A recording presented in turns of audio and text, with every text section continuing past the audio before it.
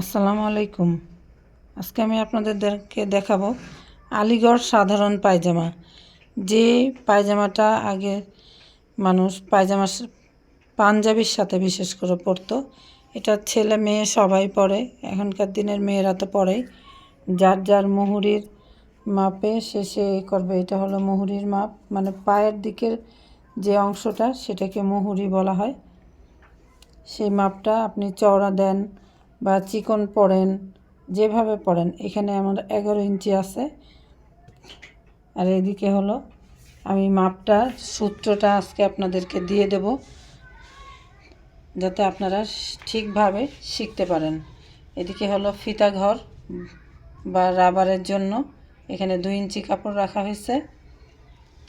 এটা হলো হাই, এই অংশটাকে বলে হলো হাই।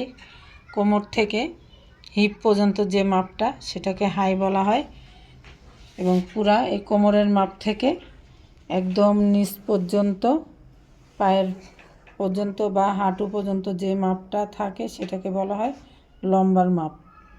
তো এইভাবে আজকে আমি ড্রয়িং করে রেখেছি, আপনাদেরকে আমি সূত্রগুলি বিশেষ করে দেব, যাতে আপনারা যে কোনো বডির মাপে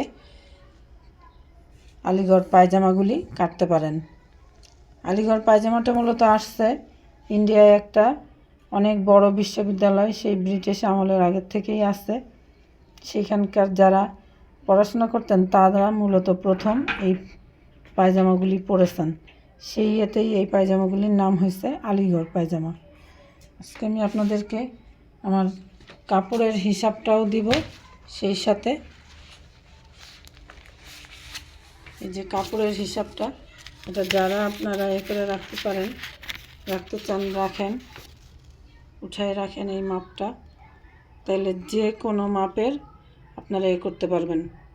বডির লম্বার মাপ বা বডির মাপ হিসাবে যে কোনো আলিগড় পায়জামা আপনারা তৈরি করতে পারবেন। এবং আলিগড় পায়জামা তৈরি করতে আপনার মাপ লাগবে 3টা। আমার কথাগুলি মন দিয়ে শোনেন। সেটা হলো আলিগড় পায়জামা তৈরি করতে মাপ লাগবে 3টা। একটা হলো লম্বার মাপ, একটা হলো হিপের মাপ। হিপ কোনটাকে বলে সেটা আপনারা যদি না জেনে থাকেন, সেটা আমি আপনাদেরকে বলতেছি। সেটা হলো কোমরের নিচ থেকে হাঁটুর উপর পর্যন্ত যে শরীরের মোটা অংশটা, সেটাকে হিপের মাপ বলে। সেই মাপটা লাগবে। আর আপনার মুহুরির মাপ লাগবে। মুহুরির মাপ লাগবে মানে পায়ের মাপ। আপনি কতটুকু পরিমাণ পায়ের মাপ চওড়া করতে চাচ্ছেন অথবা লুজ করতে চাচ্ছেন। আপনি লুজ এই 6 ইঞ্চিও করতে পারেন, আপনি লুজ 10 ইঞ্চিও করতে পারেন, 12 ইঞ্চিও করতে পারেন। আবার এদিকের এই চওড়াটা আপনি আরও 3 ইঞ্চি, 3.5 ইঞ্চির থেকে শুরু করে 1 ইঞ্চিও বা হাফ ইঞ্চিও দিতে পারেন। এটা হলো যার যার রুচি।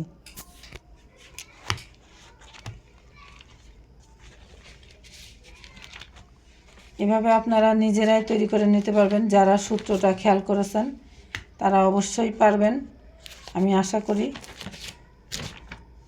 আর কাপড়ের মাপটা আমি আপনাদেরকে সামনের সপ্তাহে দিয়ে দিব। আমার অনেক পুরানো খাতার থেকে আপনাদেরকে মাপটা দেখালাম।